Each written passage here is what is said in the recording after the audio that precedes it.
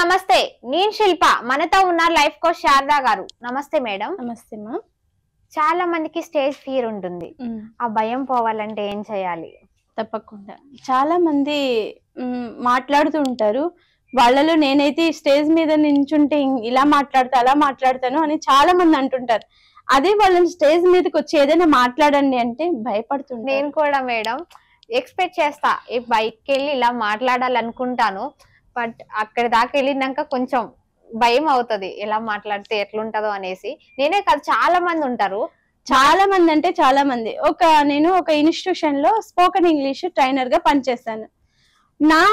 నా డ్యూటీ ఏంటి? మోటివేషన్ చేయడం. ఇప్పుడు స్కూలింగ్ లెవెల్లో స్పోకెన్ ఇంగ్లీష్ అనేది ఒక లెవెల్లో ఉంటుంది, కాలేజ్ లెవెల్లో ఒక లెవెల్ ఉంటుంది, ఆఫ్టర్ జాబ్ లెవెల్లో ఒకలాగా మోటివేషన్ చేయాలి. మనం స్కిల్స్ ఎప్పుడు కూడా ముగ్గురికి ఈక్వల్ గా మనం చేయలేము. చిన్న పిల్లలకి ఏం కావాలో ఆ స్కిల్ మాత్రమే మనం చిన్న పిల్లలకి అప్లై చేయాలి. ఎక్కడ ఈజ్ ఎక్కడ వాజ్ అనేది గ్రామర్ పరమైనటువంటి డౌట్స్ మాత్రమే మనం పిల్లలకి చెప్తాం. అదే ఒక కాలేజ్ లెవెల్కి వెళ్ళిన పిల్లలకి గ్రామర్ వస్తుంది, ఇంగ్లీష్ వస్తుంది, కానీ పిల్లల్లో కాన్ఫిడెన్స్ లెవెల్స్ తక్కువ ఉంటాయి. ఇప్పుడు ఒక వెబినార్ స్టార్ట్ చేశారు కాలేజ్ లో అంటే ఆ వెబినార్ ఇవ్వటానికి స్టేజ్ దగ్గరకు వచ్చి మాట్లాడాలంటే నువ్వు పోరా అని ఒకరికొకరు అనుకుంటుంటారు, కానీ ఎవరు వెళ్ళరు. కానీ వాళ్ళలో ఎవరో ఒకరు వచ్చి ఖచ్చితంగా స్టేజ్ మీదకి వెళ్ళి ధైర్యంగా చెప్తారు. అది కాన్ఫిడెన్స్ లెవెల్ అంటే. ఆ కాన్ఫిడెన్స్ లెవెల్ లేకపోతే మాత్రము మనము ఎంత చదివినా కూడా, ఎన్ని ఆఫీస్ లో జాబ్ చేసినా కూడా మన కాన్ఫిడెన్స్ లెవెల్స్ లేకపోతే మనము రిజెక్ట్ అవుతాం.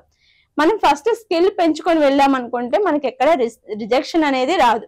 అదే కొంచెం జాబ్ లెవెల్లో వెళ్ళాలి అంటే, ఒక లీడ్ పొజిషన్ లో రావాలి అంటే మనము ఒక లీడర్షిప్ క్వాలిటీ ఉండాలి. హౌ టు కమ్యూనికేట్ అదర్స్ అంటే మనం జాబ్ లో ఉన్నటువంటి 10 మందికి మనము కమ్యూనికేట్ చేయాలి. మన జాబ్ ద్వారా, మన సిస్టమ్ ద్వారా. మన సిస్టమ్ మొత్తం వాళ్ళకి నేర్పించాలి. ఎలా నేర్పిస్తే వాళ్ళు నేర్చుకోగలుగుతారు, వాళ్ళ క్యాపబిలిటీ ఏంటి, వాళ్ళ కెపాసిటీ ఏంటి అనేది మనము ఫస్ట్ విజువలైజేషన్ చేయాలి. వాళ్ళని మనం గ్రహించాలి. వీళ్ళు దీంట్లో లో ఉంటారు. అందరూ ఒకే జాబ్ పరమైనటువంటి నాలెడ్జ్ ఉండదు. కొంతమంది డల్ గా ఉంటారు, కొంతమంది చాలా యాక్టివ్ గా ఉంటారు, కొంతమందికి టార్గెట్ ఇస్తే వెంటనే చేసేస్తారు, కొంతమందికి టార్గెట్ చూసే భయపడిపోతూ ఉంటారు. అవునా కాదు? అలాంటి వాళ్ళకి మనం ఎలా మోటివేషన్ చేయాలని ఇలా 3 కేటగిరీగా డెవలప్ చేస్తే చాలా మందికి బీటెక్లు చేయనియండి, ఎంటెక్లు చేయనియండి, స్టేజ్ ఫియర్ అనేది కంపల్సరీగా ఉంటుంది. ఎప్పుడే కానీ స్టేజ్ ఫియర్ కి భయపడ్డామంటే ఎంత కాలమైనా మనం స్టేజ్ ఫియర్ తోనే ఉంటాం. ప్రతి ఒక్క మనిషి కూడా ఆ స్టేజ్ ఫియర్ ని పోగొట్టుకొని ముందుకు వెళ్ళి, తప్పు ఒప్పు ఫస్ట్ మాట్లాడిన ప్రతి ఒక్కరు కూడా అన్ని కరెక్టే మాట్లాడతారా? కాదు. ఫస్ట్ ఒక 10 తప్పులు దొర్లుతాయి. ప్రొనౌన్సియేషన్ ప్రాబ్లం రావచ్చు, కమ్యూనికేషన్ చేసే విధానంలో తప్పులు జరగచ్చు, లేకపోతే ఎదుట వ్యక్తి యొక్క మాట తీరుతోటి మనం వాళ్ళని లాక్కోవడం తగ్గిపోవచ్చు, మన అట్రాక్టివ్ గా మాట్లాడలేకపోవచ్చు. ఒక 10 సార్లు జరగచ్చు, 20 సార్లు జరగచ్చు.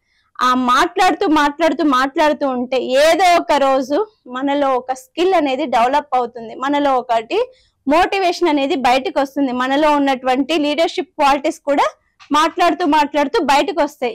అప్పుడే మనలో స్టేజ్ ఫియర్ వెళ్ళిపోతుంది. అలా కాకుండా స్టేజ్ మీద వెళ్ళి ఏం మాట్లాడాలో తెలియకోకుండా ఏది పడితే అది మాట్లాడేసాము అనుకో, మనకి అది తప్పు అవుతుంది కదా. మనం ఏం మాట్లాడాలని వెళ్తున్నాం స్టేజ్ మీద అనేది మనము దానికి ఒక లిస్ట్ రాసుకోవాలి. టాపిక్ ఏంటి, ఈరోజు మాట్లాడుతున్న టాపిక్ ఏంటి, దాని గురించి నేను ఎలా మోటివేట్ చేయాలి, ఎలా మోటివేట్ చేస్తే పర్సన్స్ మనకి కమ్యూనికేట్ అవుతారు. ఆ కమ్యూనికేషన్స్ లో ఉన్నటువంటి మజా అనేది మనుషులు చూడటానికి సిద్ధంగా ఉన్నారా? ఇప్పుడు ప్రతి ఒక్కరూ మాట్లాడుతుంటారు, మాట్లాడే స్టైల్ కూడా ఆకర్షణీయంగా ఉంటుంది, అట్రాక్టివ్ గా ఉంటుంది. కొంతమంది కోపంగా మాట్లాడతారు, కొంతమంది నవ్వుతూ మాట్లాడతారు, కొంతమంది ఏడుస్తూ మాట్లాడతారు, కొంతమంది చాలా ఫ్రీగా మాట్లాడతారు, కొంతమంది ఫ్రెండ్లీ నేచర్తో మాట్లాడతారు. కానీ అందరూ చేస్తున్నటువంటిది కరెక్టే. ఒకరు ఎమోషనల్ గా వెళ్తున్నారన్నా కూడా కరెక్టే, కొంతమంది ఫ్రెండ్లీగా వెళ్తున్నారన్నా కరెక్టే. ఎలా వెళ్తే ఏంటి, మనం వాళ్ళని అట్రాక్ట్ చేస్తున్నామా లేదా కదా, మన ఎంప్లాయీని మనం సర్దుకుంటున్నామా లేదా, లేకపోతే ఒక స్టేజ్ మీద మాట్లాడేటప్పుడు మన పర్ఫార్మెన్స్ వాళ్ళకి నచ్చుతుందా లేదా. ఒక్కటే నేనే మాట్లాడుకోకుండా అప్పుడప్పుడు క్వశ్చనింగ్ వేయాలి. ఎదుట వ్యక్తికి క్వశ్చనింగ్ వేయాలి. స్టేజ్ మీద ఒక 100 మంది ఉన్నారు, స్టేజ్ పైన నేను ఒక్కడనే ఉన్నాను కదా. స్టేజ్ కింద ఉన్న వాళ్ళందరూ రాని వాళ్ళు కాదు, స్టేజ్ పైన ఉన్న వాళ్ళకి అన్ని వచ్చిన వాళ్ళు కాదు. కానీ స్టేజ్ పైన ఉన్నారు అంటే అతను గురువు స్థానంలో కమ్యూనికేట్ చేస్తున్నారు కాబట్టి వాళ్ళంతా వింటున్నారు.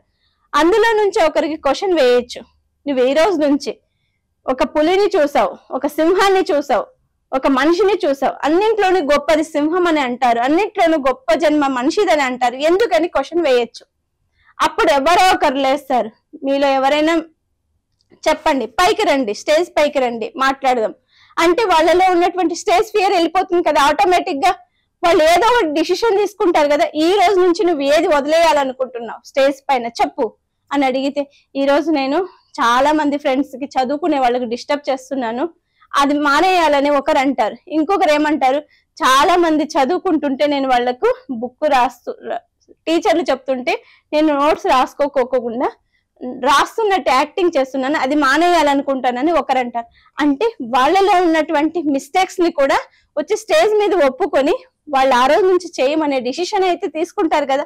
మోటివేషన్ అనేది మనం అలా చేస్తూ వెళ్ళాము పిల్లలు అంటే స్టేజ్ ఫియర్ వాళ్ళలో కూడా తగ్గిపోయి పిల్లలు రేపొద్దున స్టేజ్ మీదకి వచ్చి ఏదైనా ఫ్రీగా మాట్లాడటానికి అవకాశం ఉంటుంది. ఒక క్లాస్ రూమ్ లో కానీ ఒక ఆఫీస్ లో కానీ 100 మంది ఉంటారు.